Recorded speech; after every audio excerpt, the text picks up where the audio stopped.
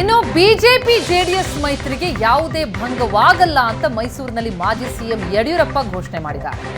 ವಿಧಾನ ಪರಿಷತ್ ಚುನಾವಣೆಯಲ್ಲಿ ಮೈತ್ರಿ ಇರುತ್ತೆ. ರಾಜ್ಯದಲ್ಲಿ ಜೆಡಿಎಸ್ ಬಿಜೆಪಿ ಮೈತ್ರಿ ಮುಂದುವರಿಯುತ್ತೆ.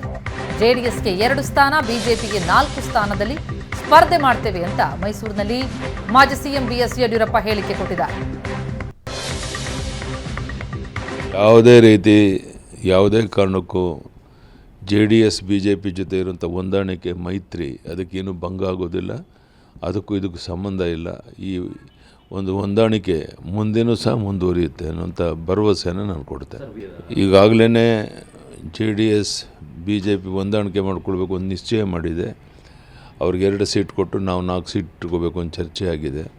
ಇವತ್ತು ಯಾರು ನಮ್ಮ ಅಭ್ಯರ್ಥಿಗಳು ಅನ್ನೋದನ್ನು ಬಹುಶಃ ಸಾಯಂಕಾಲದ ಒಳಗಾಗಿ ನಮ್ಮ ನಡ್ಡಾ ಅವರು ಡೆಲ್ಲಿನಲ್ಲಿ ಘೋಷಣೆ ಮಾಡ್ಬೋದು ಅನ್ನೋ ವಿಶ್ವಾಸ. ನೋಡಬೇಕು, ಒಟ್ಟಿನಲ್ಲಿ 2 ಸೀಟು ಕೊಡಬೇಕು ಅಂತ ನಿರ್ಧಾರ ಆಗಿದೆ. ಯಾವುದೇ ರೀತಿ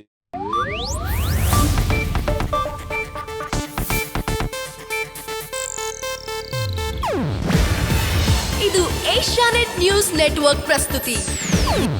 ನೀವು ನೋಡ್ತಿದ್ದೀರಾ ಏಷ್ಯಾನೆಟ್ ಸುವರ್ಣ ನ್ಯೂಸ್.